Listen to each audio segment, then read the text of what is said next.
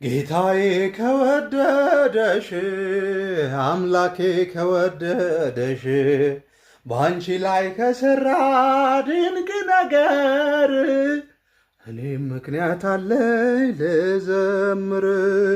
ጌታዬ ከወደደሽ አምላኬ ከወደደሽ በአንቺ ላይ ከሠራ ድንቅ ነገር እኔም ምክንያት አለኝ ልዘምር።